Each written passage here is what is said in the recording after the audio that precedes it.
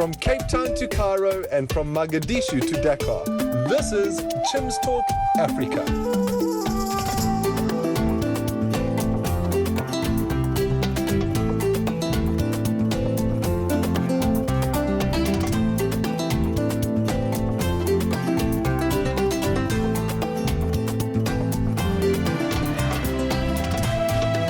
And now here's your host, Chim Onyibilanma. Welcome to this segment of your show, the viewer. And like I said in the beginning, we have the opportunity today to have Griselda Grootboom. I know the more I try to repeat your surname, I'm going to trip over it. But Griselda is a woman who is an activist right now, but she came from a background of human trafficking. She was actually trafficked. She went into a life of prostitution, and God encountered her along the way, and today she's a woman helping many other people.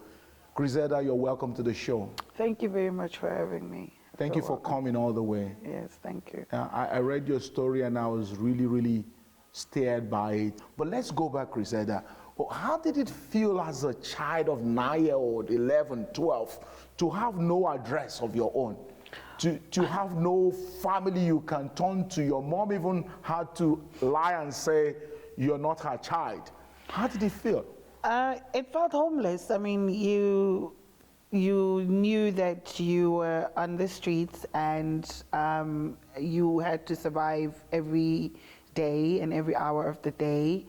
Sometimes you just walk around and wander around just so you know, take things off your head, or you're preparing yourself for the night. But yes, I became a street kid at the age of 8 when, the apartheid government was coming in our communities, removing us. And it was very funny because Woodstock was just here, and walking into town was like your 20 minutes walk, and boom, you're in the CBD of Cape Town. And Cape Town became our home. The buildings in Cape Town, the library, but our main home was also just under the bridge, where the generation of the District 6 kids of the 80s ended up under the bridge because nobody wanted to leave. Nobody wanted to take the houses government was giving us all the way at the bottom. And my dad did not bother to go to these community government meetings to get assistance. So me and my dad became homeless. My dad would just leave me at all the shelters, pay his fire rent, and then disappear. Sometimes it would be you stand on the robots. We lived a lot on tennis and glue. And tennis and glue was like you just suck it through a juice bottle, keep it in your sleeve, and that was That's drug addiction. Yes, it was sort of a thing that keeps you warm. It also keeps you very, very numb, but never slept a lot, because if you do sleep, that's most of the time where you do get raped or killed. So it was better just to have the tennis. So you suck it through your mouth, and sort of, when you smoking any other pipe. And that was every day. If we did steal something, sometimes we would steal something in the shop so we can just get locked up by the police. To find somewhere to sleep. So the police would transfer you to a shelter, because if you just went to a shelter, it was always over and over and over and over, like where you from, who you are, and you're like, I can't do this. And I lived my life from the age of 8 till going to 18, like that, back and forth. Sometimes we would try to stay in the shelter, but it was very hard to stay in the shelter because half of us was from the streets. So the juvenile and gangster life would bring it back into the shelter. And then it was right in town. So our boyfriends and our gangster leaders were also there. So they would stand at the gate. And if the house mother didn't throw us out of the house, the gangsters would literally jump over. So it was always at risk time. And you were always at risk for survival. I think I enjoyed some of the lifetime in the shelter. We had VIP tickets to Michael Jackson stuff, when, some celebrities always do the charity work. So because we were sheltered in the town, I think it was probably properly for government to push us first. So we did have some, great moments where we had like, oh, wow, we're going to that. But it always had your name as I'm the charity kid, because you had to wear the charity shelter T-shirts. Yeah, and then we had the opportunity to go to Tata Nelson Mandela's birthday when he had his first birthday ever. Did they have to clean you up? Yes, in Johannesburg. And we got so upset because when Tata Nelson Mandela came out, suddenly all the social workers and the house mothers and were like, what? You guys are caring about us now? And we were so not used to beds in the hotel. You could go days without. Yeah, so when we were booked into the hotel close to Gold Reef City, we destroyed the hotel. It's not our nature. We were not used to the fact of staying in the house with clean stuff. All your nose know is glue and urine and boxes. But funny enough, every Christmas was something for us. We had other cultures, religions, like your Muslim, as you know, the District 6. They would come under the bridge and give us a Christmas tree, and that would be a light for us to keep on. We get a lot of handouts. But then also the nighttime was very, where you need to watch out for yourself. And that's where we would get locked up in the police station. Sometimes we get mixed with men. So automatically you had to become a tomboy. We were taught the gangsterism. We call it the Constitution. You're the 26 or you're the 28. And if you're 26, that means you stab and steal and kill for money. 28 is when sexual intercourse take place. And that's how we lived our life. Like every third week you'd be locked up. And if you wanted to be transferred, you had to give the police guy that was on duty some intimacy so he can kick you out so you don't stay there the whole night. So being sexually exploited and touched and as a kid was a norm. There was never a red light that the system is there for to protect you. So everybody around you was just you were disgusted. But we did have quite a lot of people coming to our shelter to do work with us. I think there were church people that would come and do the tutoring. But there was a fascinating time when we get a couple from the church that would say, oh, we want to have kids in our house. And as a kid, you want to be in a house. You don't want to, so we would have maybe some project kids that will come like, oh, we're here for a program, so we'd like to work on these kids. We knew that we were guinea pigs to these international kids, so we'd get high. But if we had a family that would say, we would like you to come out to our house, we would literally sober up. We wouldn't smoke because you want to be the chosen one. And you knew you were going to live in a house, somebody's home. And being in somebody's home was like, you were going to be a child, you're going to get tucked in, food is going to be So you cooked. really wanted that? You wanted a home. Even though you had become hardened on the street, deep inside you wanted a home. You wanted love. You wanted to know that there's somebody that's going to tuck you in. So when somebody would come to our shelter and said, we want 2 or 3 kids over for the weekend, we would sober up. Because when we look at the millions of street children, we think of the criminal they are, the pests that they are. We think of, this is all over, not just Africa, all over the world. Those children, we just get them far away from me. We throw our handouts to them. And that's the problem. But deep inside there's a yearning. We felt like we are the zoo kids. Whenever you give me money, it's like, okay, you have to, but you don't care to ask me what's my name. You don't care to ask me, let's go and have something to eat together and let's just have a talk. You don't give me what people would say counseling. And we don't find that, it's irritating to have counseling every day about my feelings. Why do I want to talk about it? But if you ask me about what would my dreams be, just hang with me. Where do I want to be? What kind of toffee apples would I like?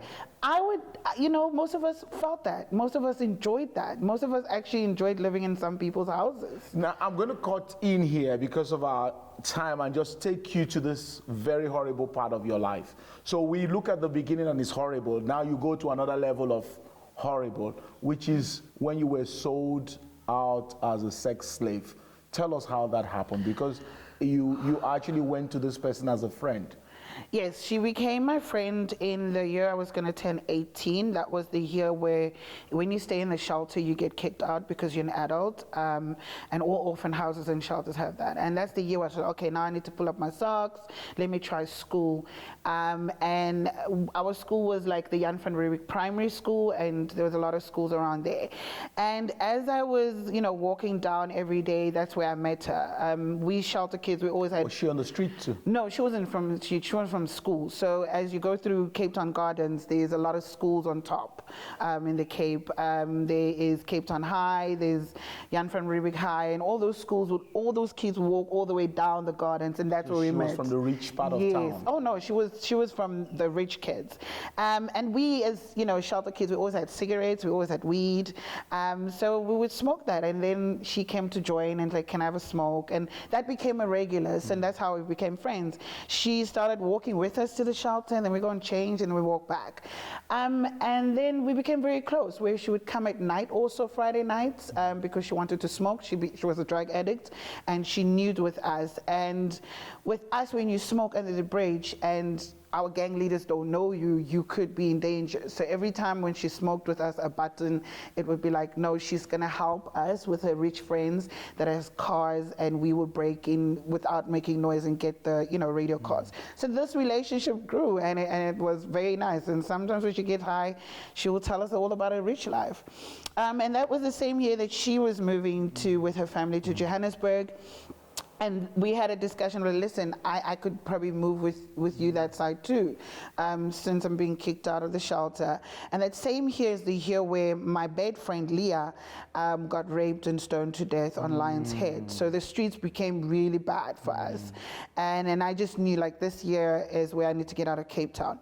She said, sure, you can come through and to Johannesburg, and I will meet you, and then I'll, you know, keep you in my place. And I knew she would have had her own place because, you know, she's from a rich home. Yeah. We took the train and got to Johannesburg Park Station. I didn't know it, but it felt really, you know, the sparkle of a new place. I'm with a friend. I'm not lost. I know I'm going. I'm definitely going to be safe. And I was looking forward to meet my friends. And when she came to pick me up, I was excited to see my friend in this new town, and drove me to Yeoville. We got to Yeoville, and there was these apartments they had in Lower Main Road, Yeoville, and then she showed me into the flat. I still remember the wooden floors were so fresh, like that smell of the house. It was so clean and fresh. And I was like, yes, now my life is about to change for the better. I'm all good, and I know what I want, and I'm gonna make this happen. You have a place now. Yes, and you know, she showed me into a room. It was empty, and when she said, okay, so, you know, both of us just moved to Joburg, we're gonna get things started up as we kick in, and she said, this is gonna be a room, so you can rest, I'm gonna get you food, and that was the last time I saw her. And of course, taking the train, it was like 2 day, 3 day, I was high, I was drunk, so I needed to sleep. So as she left, I took a nap. In my nap, I was woken up by 3 guys, and yeah, I was being kicked in the stomach, undressed, and duct tape around my eyes. And in my head, I was like, okay, the house is empty, something is about to happen, or maybe she is also coming back, or this is happening to her. So many things. But then the first injection behind my knees, which was crystal meth and morphine, when that kicked in, I was like, now I'm about to get killed. So those guys came in, started to beat you up, undress you, injected you with strong drugs. Yeah. And the purpose of the injection was? It's to make my lower body numb. Okay. And when it kicked in, is you know, it's where I started to get a little bit numb all over, and from there it was just me trying to work out what was going on. And yeah, I could feel all these hands over my body as I was getting nude, and I think just a few minutes, men started to come in, and this was going on for like every day. And every day it was, I don't know, morning, you could smell the person is fresh. And each kind, it was more cocaine in my nose, it was more cocaine in ecstasy down my throat. So they drugged you to get you seriously addicted on the strong drugs? Mostly not to resist, mostly to numb you. To numb me, so that they can possess you and do whatever they want and to do whatever they want. And then they started making you their clients comment into you. Yes. And that went on for days and days. For days, yeah. To the conscious that I think I have, it went on for days, like 2 weeks. Yeah. And obviously you later realized it was your friend that sold you out to them. Actually, I couldn't even think about it anymore. I was just really hoping that, something would just happen. I'd die or I can get kicked out, because it wasn't like I had a break. Because, from the nighttime until the following morning, it was men after men. So it would be, I don't even know if it was resting or just out, because I would be out most of the time. Now, but you later found that she was the one that did this. At one stage, you did say somewhere, and you have this in your book. By the way, Griselda has this beautiful book. Beautiful, I say, because it's a true story, but very difficult book of her life called Exit, and it's a story of how you walked away from this life. And we're going to take a short break, Griselda, because you said that you found that she actually did what she did so as to use the money for her school fees. Yeah. We're going to come back to look at, because from here you went into a life of prostitution for like 8 years or so. Yeah. And then before the Lord saved you, we're talking to Griselda, and she's the author of this book, and called Exit, true story. We're going to take a short break, and when we come back, we would capture just the depth you went to and the way God reached into that place and saved you, and the work you're doing today. Please don't go away.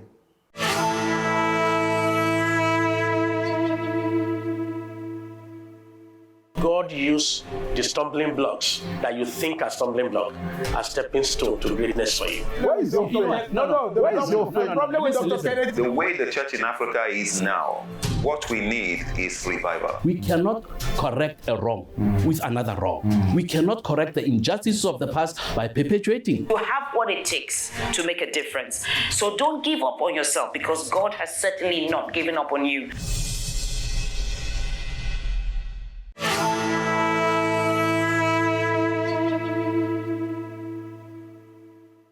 Welcome back to the second segment of my interview with Griselda.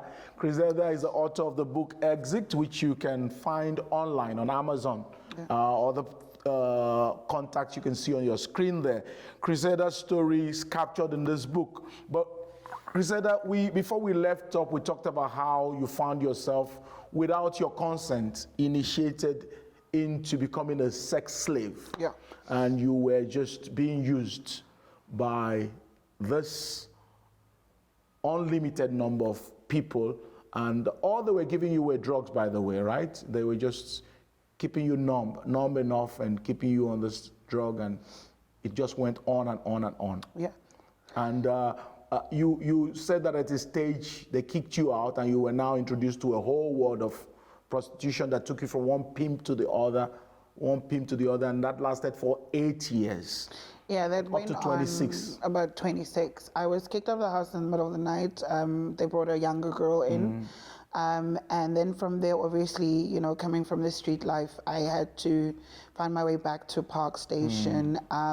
Got to Park Station. By then, the drugs were like extremely in my system. It has thinned out my blood, meaning the cravings kick in at least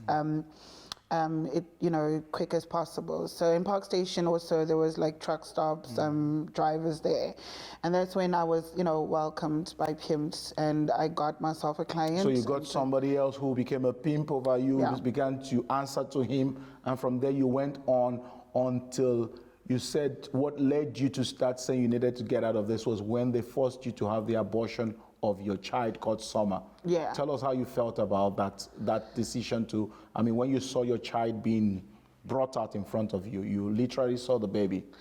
Yeah, it was the most traumatizing experience I could ever experience, because Summer was like 6 months, she was full, and the fact that we gave her a name is like every shift from 7 in the evening till the morning, she was still kicking. And when someone left out of my body is when I knew that I'm done. Like, they can do whatever they want to do after this. Even if they want to kill you, Even you're want to getting kill out of us. this. Yeah, and I was, 3 hours later after the abortion, I was asked to get back to work, and that's when I said no.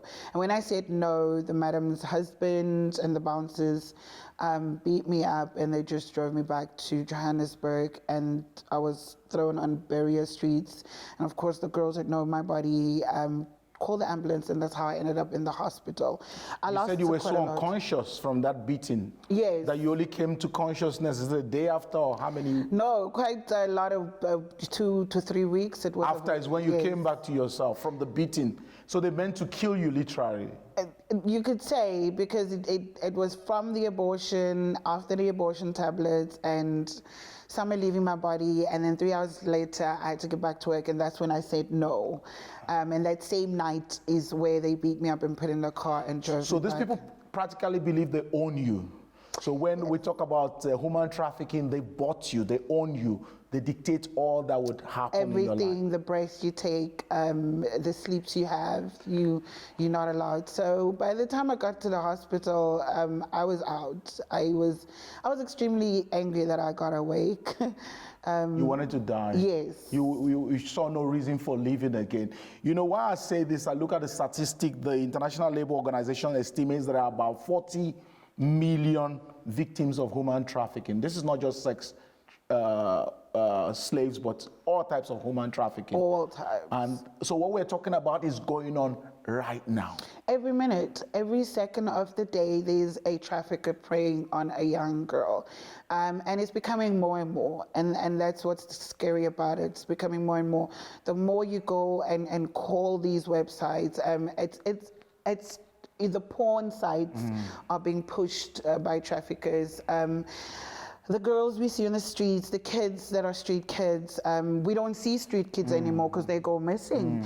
We just take them and push them into trafficking. Now, tell me, Griselda, what did you think of God in all of this?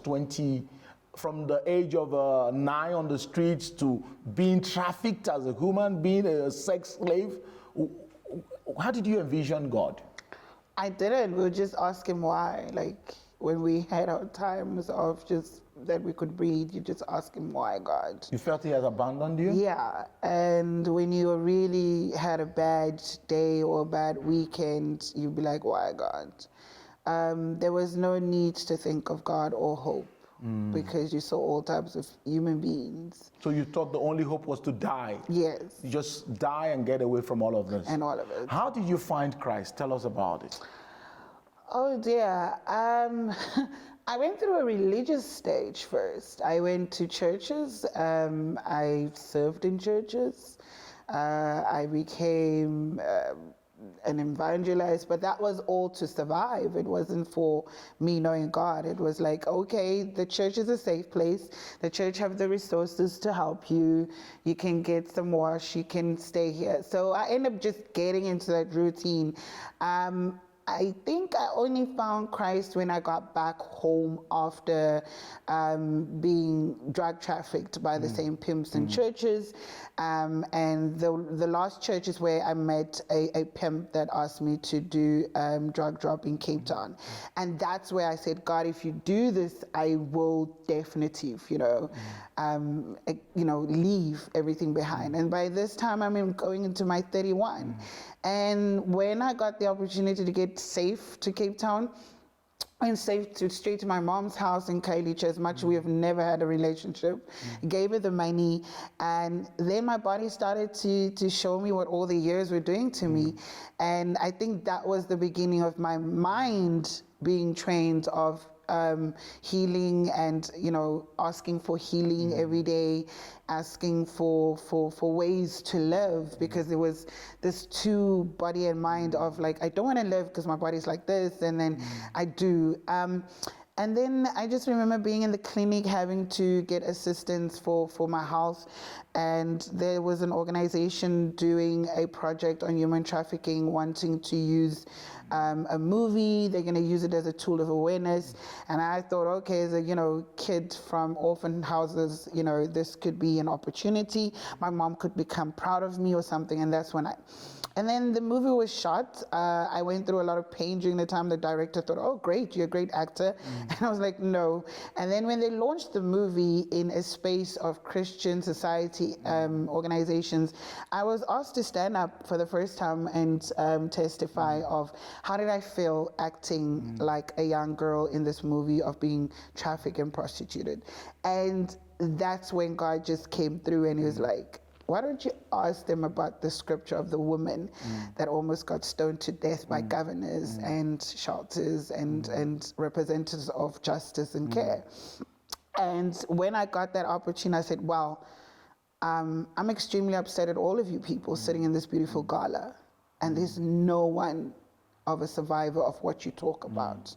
So I literally feel like the woman in the Bible that's being stoned to death. And of course, that's when the whole room blew up and they could see it firsthand as survivor.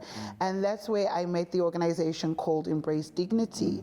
And I was curious, what kind of dignity do they give women? Because it was an organization helping women to come out of prostitution. And I was looking forward to meet the founder. And I said, listen, the name Embrace Dignity, what dignity do you give by? It's like, what dignity would you like to have? And then she said, and I said, well, I'd like to learn how to read and write at the age of 32. And that's where she supported that I should write my book. And that year of writing my book was a lot. There was a lot that me and my mom went through. There was healing. There was time that I didn't want to write anymore. I had to do counseling probably every day because we wrote from 9 o'clock to 4 o'clock every day. And then when the book got launched, I titled it as Exit because we were in brothels and we were always put in the front. And we always just look at the sign Exit, and clients would come in and out, but you never get out. And when I could see my name on the book, I officially felt the dignity that I've exited from the most slaved everything. And ever since then, 2014, 2015, 2017, I represented the world and survivors around the world at the United Nations General Assembly meeting. And that alone was not the place God wanted me to minister still, because it was extremely hard. It was a room full of injustice. It was a room full of men that still does the lust. And today, when I go around, we still have battlefields, me and God. We're still in churches. I question the church. Do you understand the last gospel of Revelation? Do you understand the prostitution, God? Do you understand the era that we are at with the gospel? And as survivors bringing the testimony on, we are being judged of, wow, you know, nobody makes it out of this. And the world is absolutely right with that. Nobody, no girl gets out of this as a survivor. No girl gets out of this with not having trauma and with not having sickness. And the world is questioning that. And for me, every day I have to remind myself, only God brought me out before I can even serve him. And I just remember my covenant I made with him to my time of health. So it is extremely hard when we discuss the lust and the adultery that has caused the injustice on women and girls' body, and, you know, find a terminology of it, of saying human trafficking, when it's more of sex slavery. And when I say it's sex slavery, I take it back to slavery. And slavery itself is an oppression of chains, people being bondage. But today, it seems like the slavery is still continuing, and I feel like we, as Christians, we are so afraid. We are so afraid to go out there and preach the truth. Well, maybe we don't know enough about it. Yeah. But let me ask you this: when did Christ really become real for you? Like, if you look back and say, this is the point. You talked about the lady who challenged you and about studying the scriptures until you came to a place where you accepted him. When did it become real for you? It came real for me when I had to deal with me. When I had to, my first exit was the time of shooting the movie and not having anything, not having money for anything, and getting a phone call from a previous client. And having to deal with the fact, are you gonna still go into temptation, or are you gonna really walk? And every time I said no, every time I said I blocked out or removed previous past temptations that would come up for drugs or clients, that's where I saw God come through, because every time I said no on that side, he would be like, okay, now we're going this way. Now you're going to be ministering here. Yeah, he just something for you. When it comes to my health, he just would. I mean, there was a time where I just walk and I would mess myself, and I would get upset. I would get angry. I would want to fix. I would want to go to the streets of Long Streets. And every time I would say no to the opportunity of temptation going back to the past, then God just heals another part. And I would be in my room thinking, wow. Because people don't really know the kind of temptation a person who has lived 26 years of this kind of life, just living dependent on drugs, living on the fact that you just have to prostitute your body to get something and to actually say no to it. How much part do the scriptures play in this? I think my first scripture was Romans 8, verse 28. And that was just for confidence. That was for if you find yourself in any platform of previous clients, you let them know what God brought you through. So that scripture was for confidence, for those who love the Lord. And I'm like, okay, I'm going to keep on saying, it.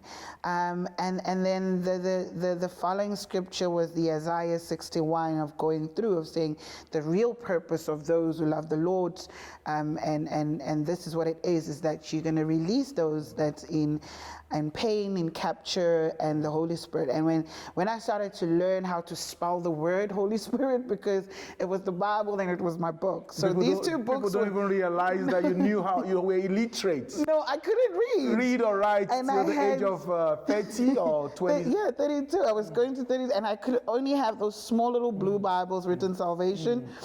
And I had to spell these words, so I couldn't read them or pronounce them, so I would just end up keep on saying it like S-A-V every day, and not knowing every day that it was doing something in my soul, it was doing something in my wisdom. So the Bible became your school.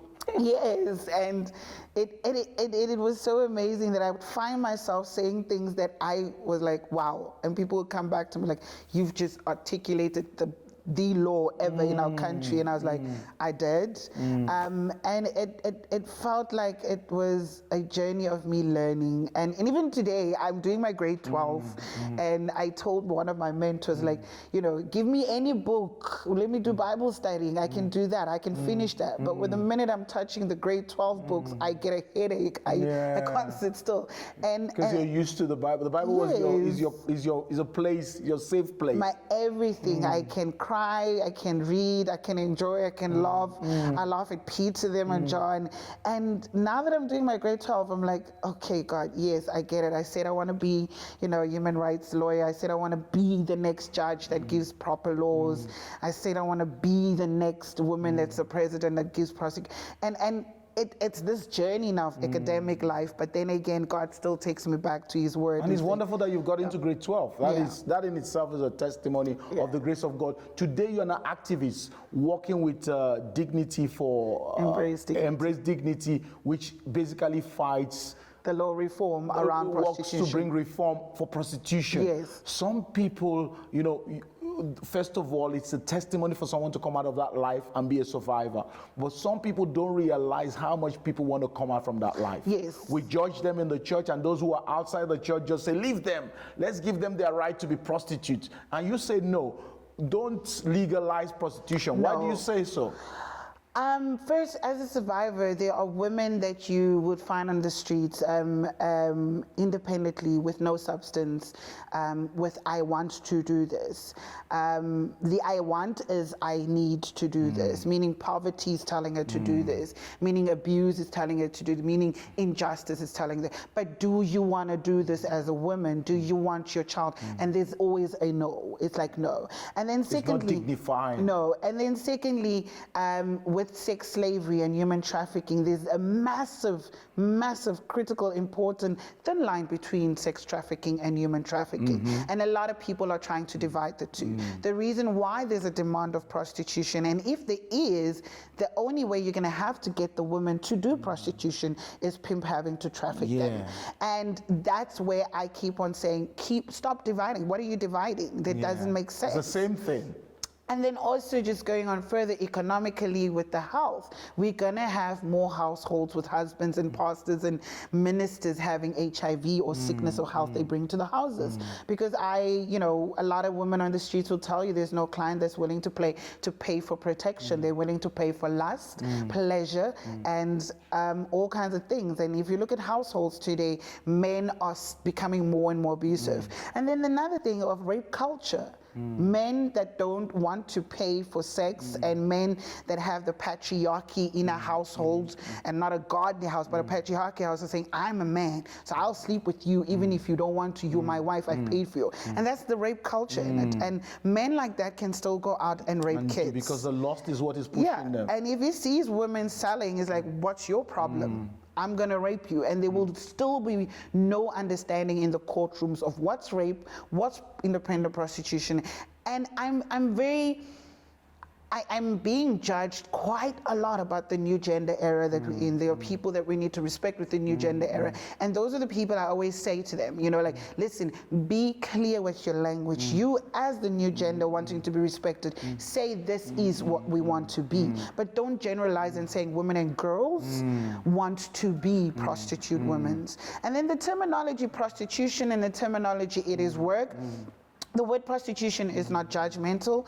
The word prostitution was created by pimps. It was created by men that want to use this as a capital to their pockets. So I say no. I'm an abolitionist, and I want to abolish everything that has to do with sex slavery, prostitution. And definitely the Bible is against it. The Bible is against it. There is nowhere you find reason. The church should be the loudest voice about it. They should. What do you think the church can do about human trafficking, sex trafficking? What do you think we can do that where we can walk into this? Just 3 days ago, I was thinking, is there anything of a seminar of women in the Bible and radical preaching about it? Let's just preach about all the females we have in the Bible and a series of it, and in a radical manner of who they were and who they represent. You mean the roots? Yeah, Deborah? and not in a religious manner. This is how she dressed and this is what she did, and then Esther. No, of her being as a woman. What was she? Because I listen to so many preachers around the world. There's no Pacific Church, but I listen to, and I always find them pushing their preaching or their seminars on who God was and how they worked. But I've never heard on that. And I think with sex trafficking and prostitution, we as a church need to pronounce it as lust and adultery. And adultery. We need to bring that language in. And we're so afraid to bring that language. We don't even preach about the revelation. When we do, we preach about what God is about to do. But he don't start from chapter 1. We don't saying there's a prostitution God. And that's in the Bible. So I always sit in a church and I'm thinking, but for me as a woman that come from the sex slavery, my book will tell you there were bishops coming to our brothels. So yes, there were pastors coming to the prostitutes to find pleasure of lust and adultery.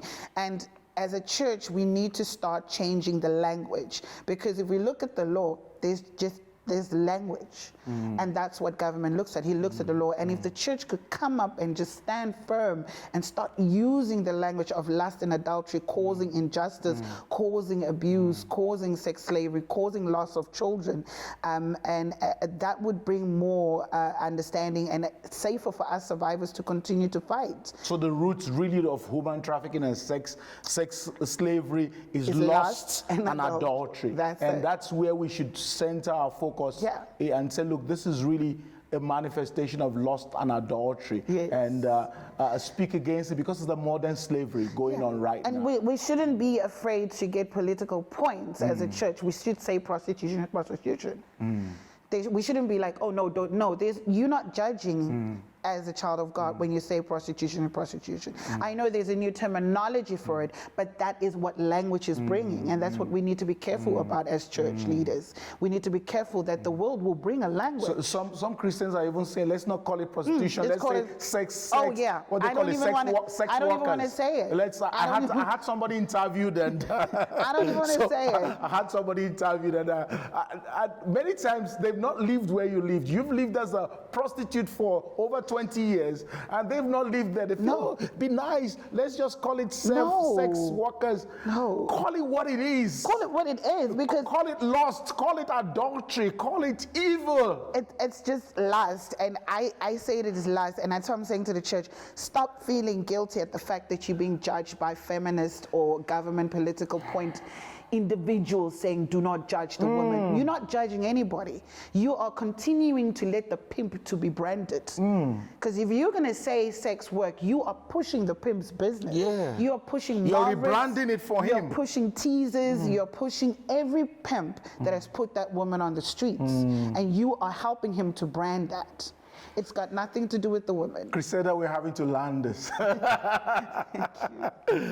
We're having to land this. Griselda is the author of Exit, a true story, just a fascinating story of her life and just how she walked away from a life of human trafficking, sex slavery, prostitution, drug addiction, and just the grace of God that has got you here, where you've become an advocate and an activist that is helping many more women. I'm checking the statistic before we came on, and I'm looking at millions of people, and they say they don't even have accurate figures. It might actually be more than that. Griselda, we're having to land this here. We'll put your details on the screen so where people can contact Embrace Dignity or contact you by email or something. What's your last word to our viewers, Christians watching you, and as you speak about street children?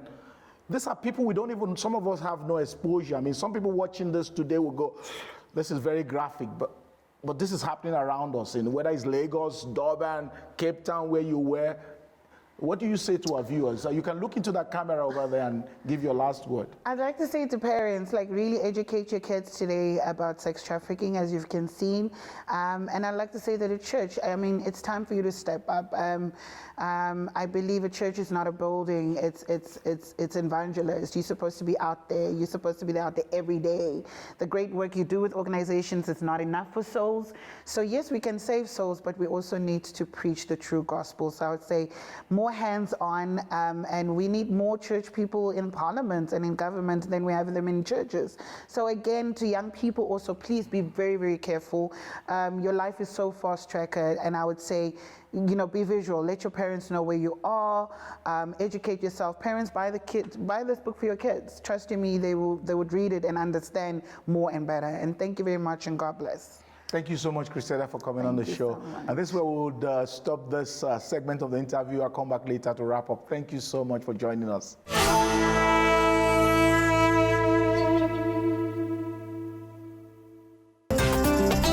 Please like this video and leave a comment below. Let's know what you think. And don't forget to subscribe and click on the bell button and share this video with somebody else.